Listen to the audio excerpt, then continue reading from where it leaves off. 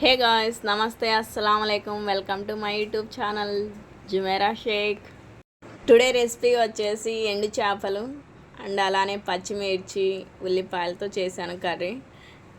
కొంచెం స్పైసీగా చేసుకుంటే చాలా బాగుంటుంది ఈ కర్రీ. వచ్చేసి పచ్చిమిర్చి ఎక్కువ వేస్తే రోట్లో వేసి నూరి చేశానండి. చాలా బాగుంది, టేస్ట్ అయితే కొంచెం మంటగా బాగుంది.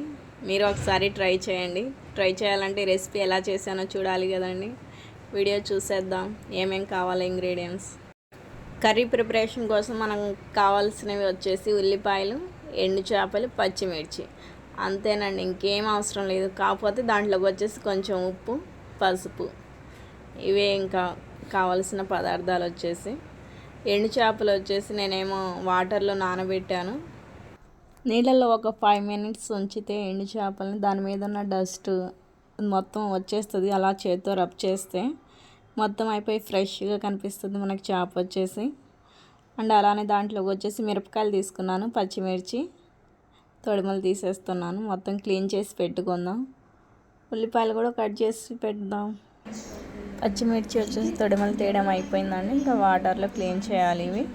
ఇవి ఇంకా పక్కన పెట్టేసి ఉల్లిపాయలు తీసేసి దాని మీద ఉన్న పొట్టు మొత్తం తీయాలి.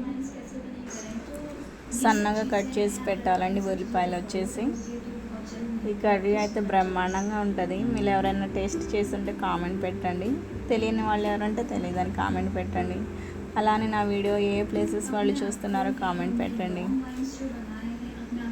అండ్ అలానే నా ఛానల్ని ఫస్ట్ టైం కనుక ఎవరైనా వాచ్ చేస్తుంటే సబ్స్క్రైబ్ చేయని వాళ్ళు ఎవరైనా ఉంటే సబ్స్క్రైబ్ చేయండి నా ఛానల్ని. Please support me. వీడియో చూస్తున్న వాళ్ళు లైక్ చేయడం మర్చిపోమాకండి. ఒక లైక్ చేయండి వీడియోకి వచ్చేసి.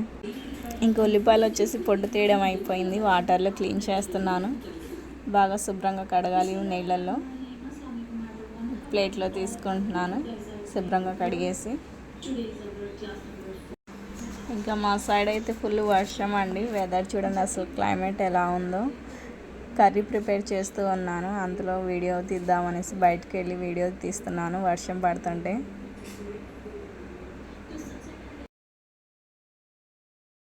నీళ్ళల్లో ఉల్లిపాయలన్నీ కడిగేసాను, ఒక ప్లేట్లో తీస్తున్నాను. ఇంకా సన్నగా కట్ చేసి పెట్టాలి ఉల్లిపాయలు. ఇంకా అలానే అదే వాటర్లో వచ్చేసి పచ్చిమిర్చి క్లీన్ చేస్తున్నాను.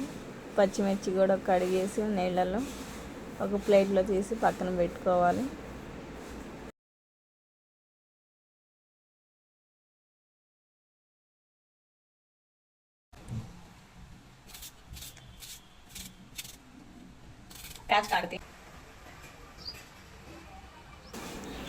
ఈ టైం వచ్చేసి ఆఫ్టర్నూన్ 1:30 అయిందండి టైం.